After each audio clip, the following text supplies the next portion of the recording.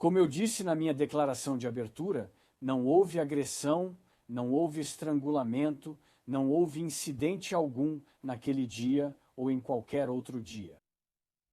Você não viu nenhum ferimento. Você não viu nenhuma fotografia. Você descobriu que não havia registros médicos, nenhuma declaração, nada entre 2 de dezembro e 16 de dezembro. Você não recebeu um único vestígio de prova confiável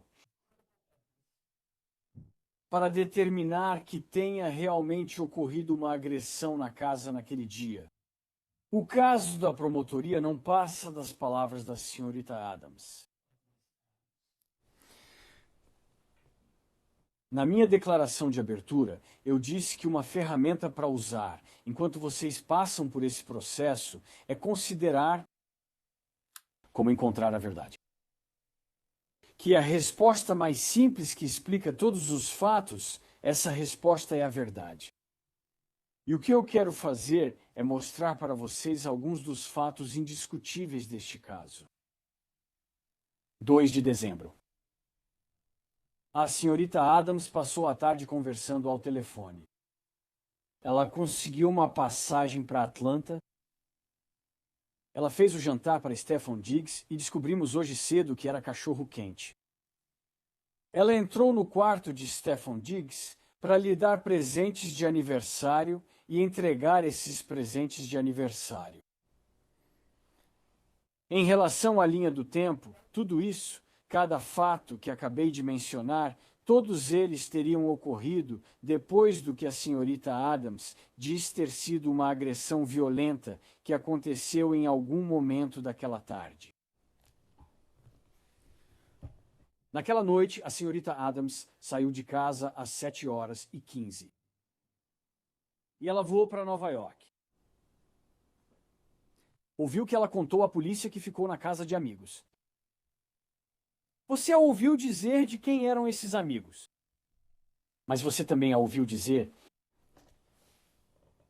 que ela tinha uma passagem para Atlanta, comprada antes mesmo de trocar para ir para Nova York. Você viu vídeos da senhorita Adams quando ela chegou em Nova York. Você ouviu o depoimento da mulher que a buscou no aeroporto, que também viu a senhorita Adams quando ela chegou em Nova York. Você viu o vídeo e ouviu o depoimento de Tali Moses, que passou a semana inteira com a senhorita Adams em Nova York. E você pôde ver como ela estava. Você pôde ver o rosto dela. Você pôde ver o pescoço dela. Você pôde ver a maneira como ela se movia durante aquela semana.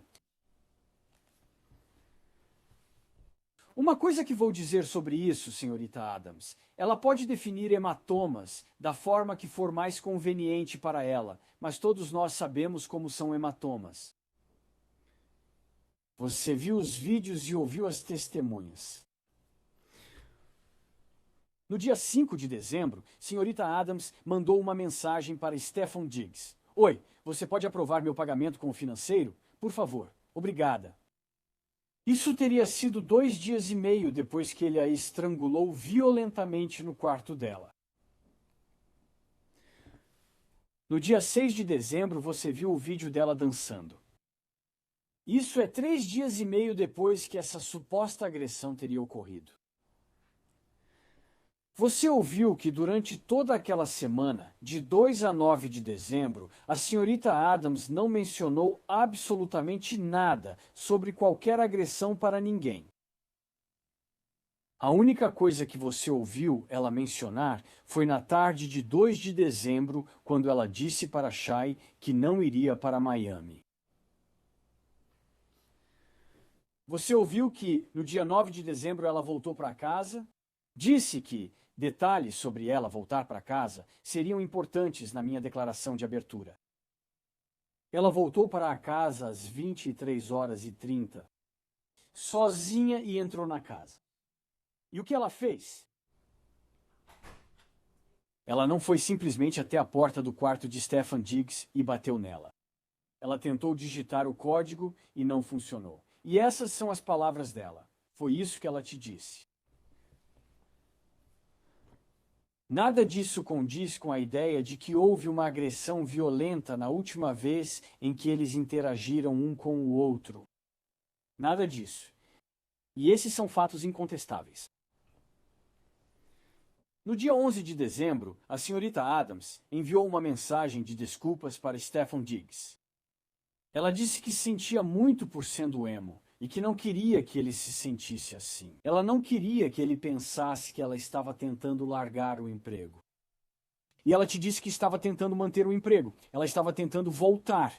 Ela também contou à polícia 4 dias depois, 5 dias depois, que ela tinha pedido demissão do emprego em 2 de dezembro. Nós sabemos que isso era uma mentira. Não só pelo fato de que ela realmente disse para você que isso era uma mentira, mas também pelas provas concretas que você tem neste caso, que são indiscutíveis. As provas não param por aí. Ela disse para a namorada do Stefan Diggs que não falou nada disso para a polícia. Ou seja, o que ela disse para a polícia que ela não acusou o Stefan Diggs de agressão. E isso não era verdade. Ela também, um mês depois, disse para todo mundo que nunca tinha exigido dinheiro. E isso também não era verdade.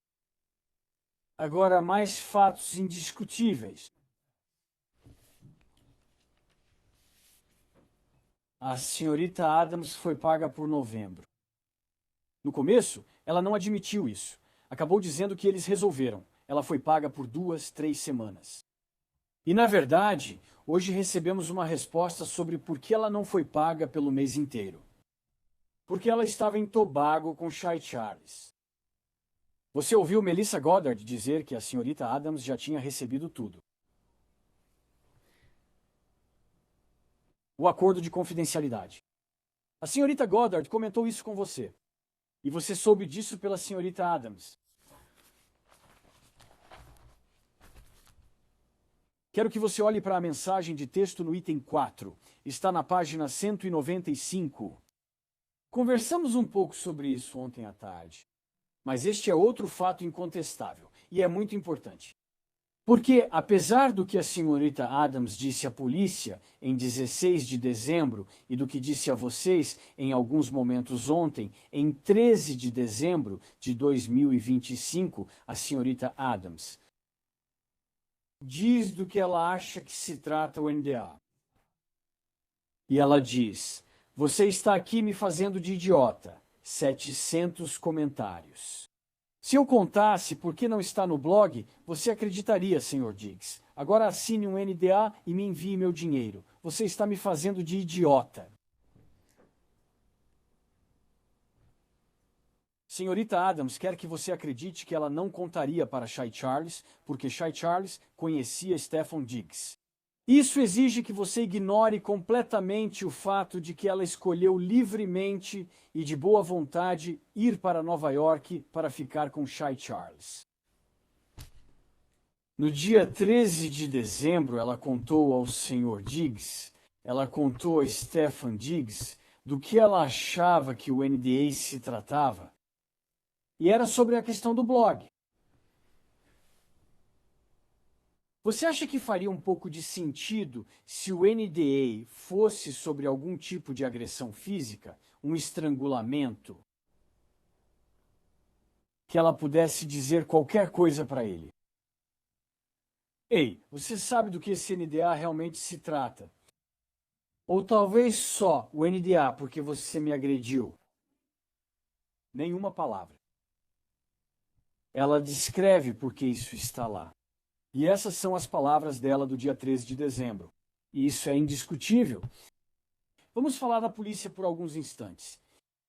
Porque a senhorita Adams foi à polícia, como vocês ouviram, no dia 16 de dezembro.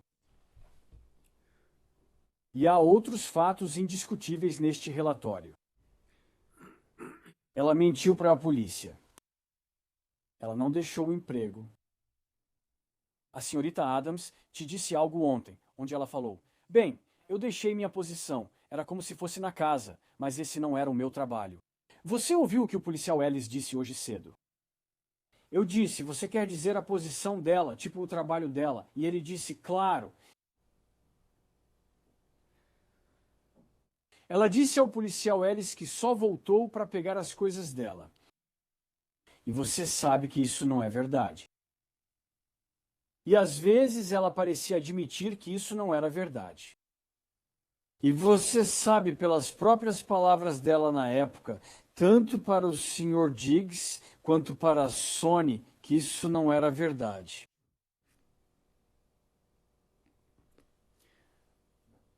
A mensagem de texto sobre a exclusão que você ouviu. Há duas coisas às quais quero que você preste muita atenção e sobre as quais quero falar com você, tanto na prova 1 quanto na prova 2. Prova 1, a mensagem de texto que ela enviou, alegando ser uma captura de tela da discussão que levou a uma agressão violenta que terminou com o Sr. Diggs estrangulando-a. Foi o que ela contou ao policial Ellis.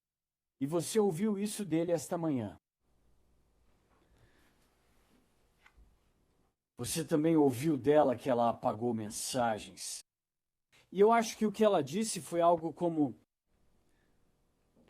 eu não queria ficar mal ou algo nesse sentido. E se você olhar o que foi realmente apagado, as palavras que ela disse, ela estava dizendo Beth e Boceta, foram essas que ela apagou. Que bem, foi isso que ela fez. Ela realmente apagou essas mensagens, certo? Essas palavras não estão nas mensagens de texto que ela forneceu para a polícia de Daniel. Mas mais importante, o que ela realmente apagou. Isso não era sobre fazer ela parecer mal ou não. Foi logo após as palavras, estou fora da sua vida. E dizia, e arruinando a vida daquela vadia. E então você pode realmente ir para a prova 2 e olhar, tem um emoji de fada que ela enviou.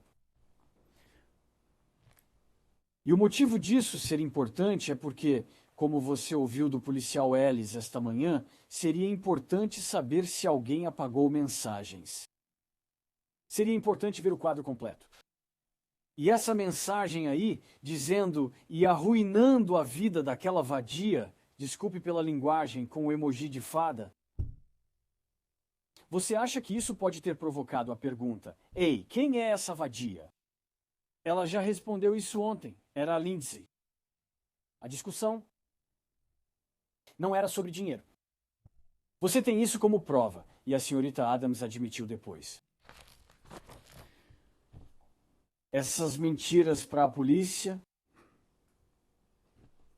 por que elas não são contestadas? Olhe para todos esses fatos. Não são contestados nos autos, todos estão lá. Se você remover desses fatos,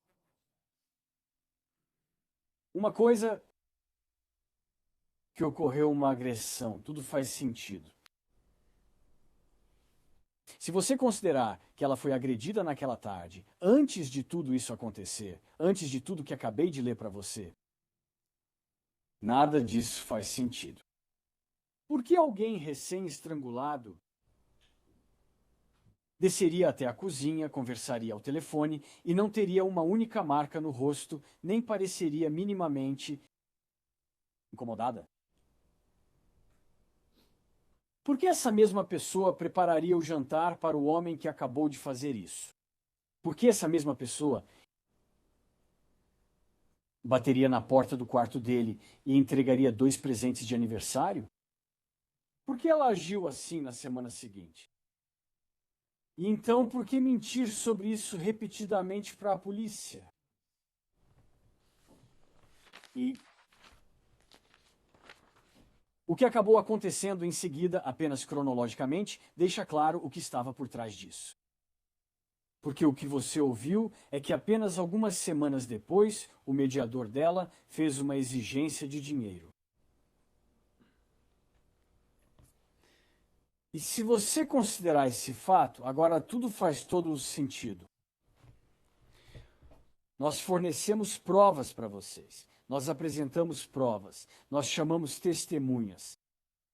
Como eu disse, estamos fazendo isso para dar a vocês o quadro mais completo possível do dia 2 de dezembro e do que aconteceu ou não aconteceu.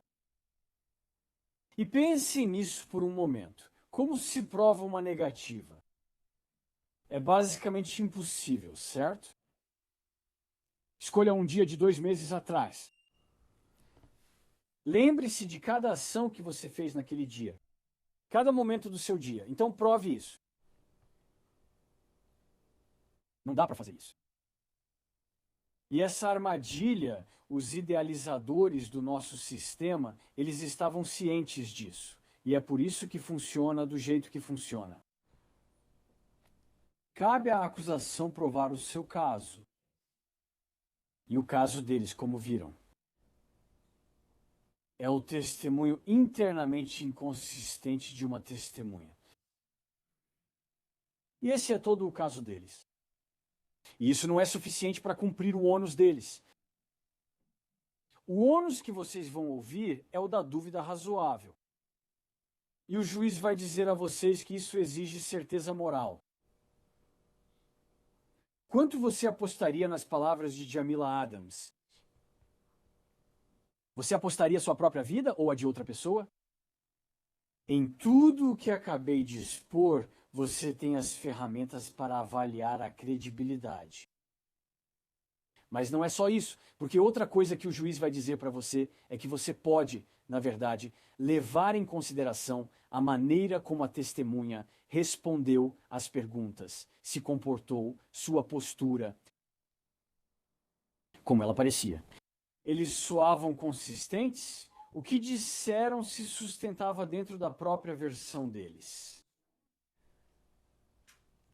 E um exemplo que vou te dar sobre isso é que hoje de manhã, quando a senhora Gita Adams foi questionada sobre outro pedido de dinheiro, ela não respondeu à pergunta, não conseguiu, não quis e te deu várias desculpas. Ela alegou sigilo entre advogado e cliente. E quando não houve resposta para isso, ela disse: não posso responder isso corretamente.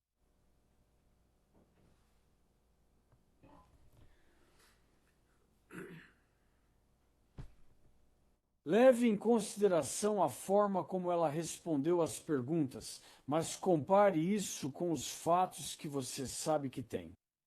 Porque é assim que você deve tomar uma decisão, com base nos fatos, nas evidências.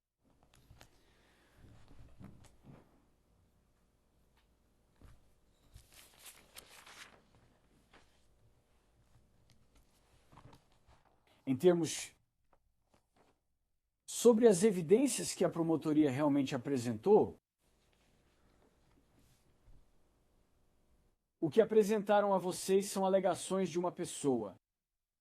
A segunda testemunha deles contradisse a primeira. E há um motivo para isso. Há um motivo pelo qual eles não tinham absolutamente nada para corroborar essa alegação, que uma coisa que vou dizer sobre a agressão e a lesão corporal, ela descreveu o Sr. Diggs dando um tapa nela. No lado direito do rosto dela, com a mão direita dele. Ela mostrou isso a vocês. Mas o problema é que isso é uma impossibilidade física. E o motivo pelo qual eu sugeriria a vocês que essa demonstração não saiu muito bem é porque, às vezes, as pessoas erram a marca. Às vezes, os atores esquecem o roteiro. O que você não tem diante de si é algo em que você possa basear uma decisão firme. A menos que essa decisão seja que o Ministério Público não comprovou a acusação, o Ministério Público terá a oportunidade de falar com vocês depois de mim. E vocês ouviram o Ministério Público questionar algumas testemunhas sobre trabalhar para o Sr. Diggs. Houve várias pessoas chamadas como testemunhas. Tentamos ser o mais rápidos possível. Não é nada empolgante ouvir uma testemunha falar que não ouviu nem viu nada. Mas por um momento, pare, pense e pergunte a si mesmo: Se você fosse acusado de algo ter acontecido na sua casa em um dia qualquer, 3 semanas atrás, quem estaria lá com você? As pessoas mais próximas de você. Seria a sua família, as pessoas que estão sempre em casa. E sobre o Sr. Diggs, já conversamos. São os funcionários, a Sra. Salas. São todas as pessoas de quem você ouviu o depoimento.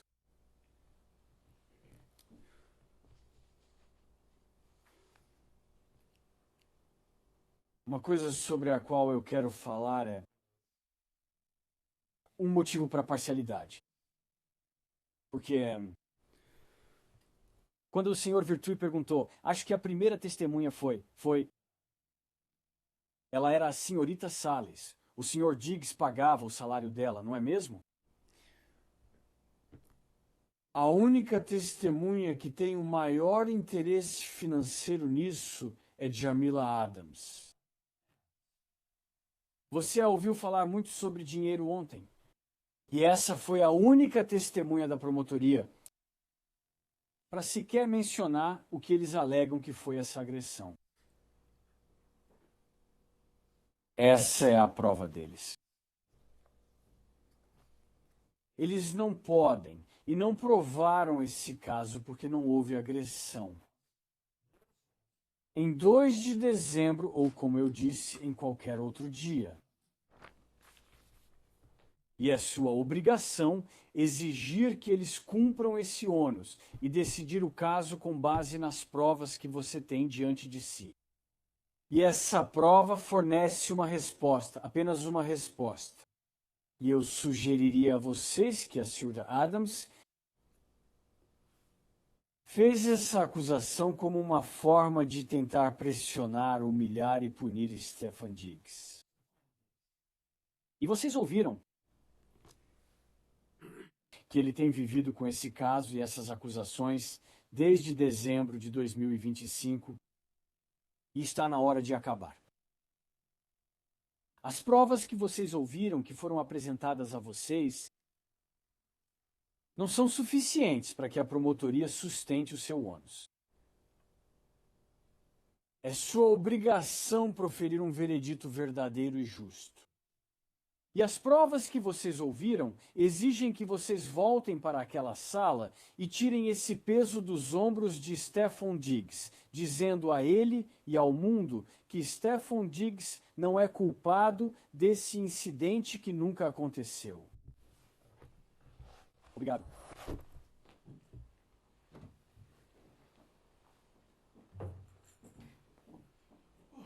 Boa tarde.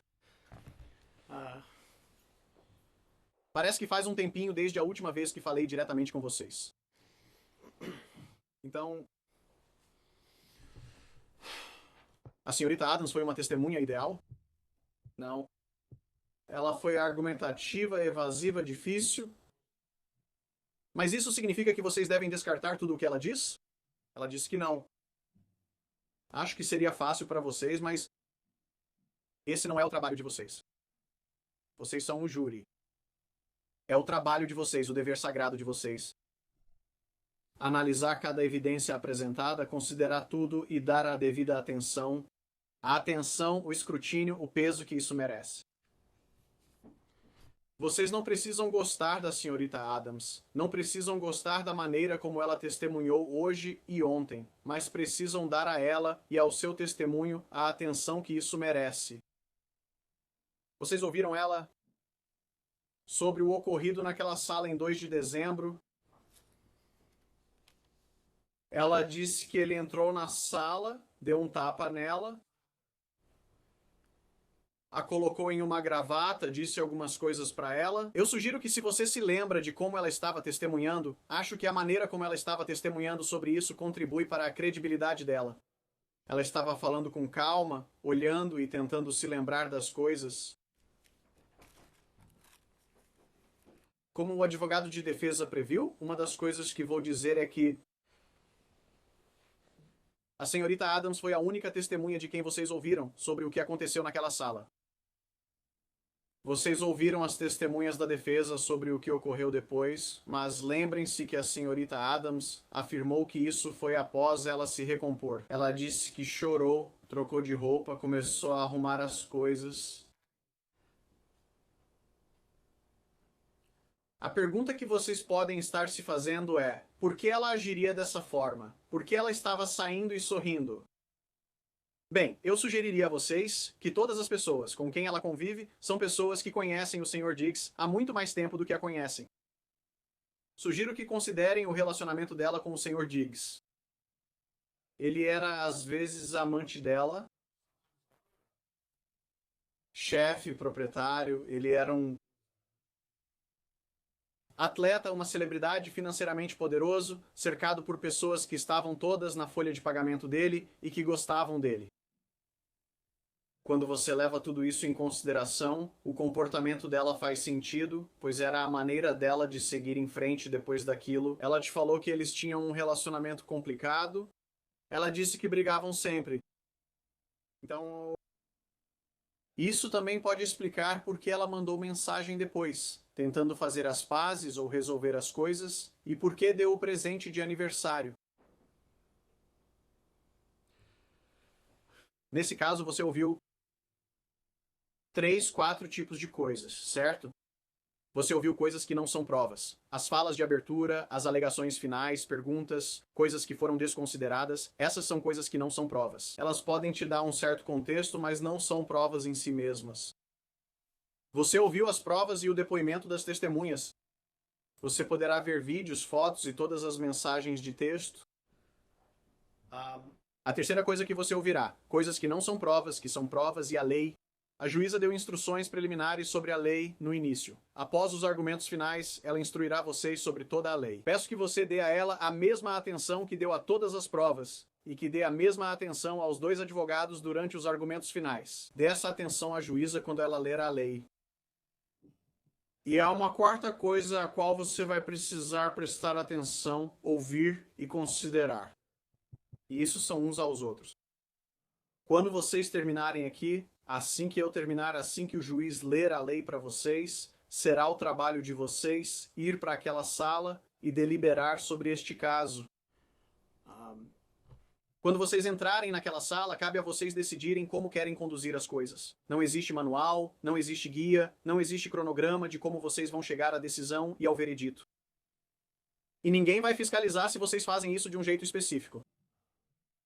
O que eu sugeriria que vocês fizessem, e vocês podem fazer o que quiserem, isso é só uma sugestão minha para vocês.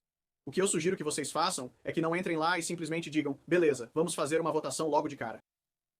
Eu sugiro que vocês tirem um tempo, revisem todas as provas, analisem cada testemunha, conversem sobre cada testemunha, tentem ver pelos 2 lados, indo e voltando para cada testemunha, não só para a acusação, mas também para a defesa. Revisem cada prova e dediquem o tempo que o caso merece. E também escutem uns aos outros. Eu sugiro que, na medida do possível, se certifiquem de que se alguém não estiver falando nada, vocês também ouçam essa pessoa.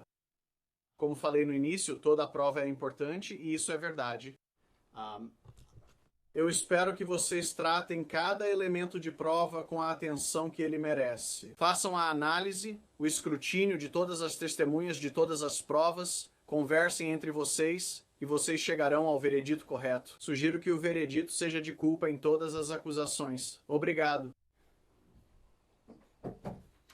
Você é baixo.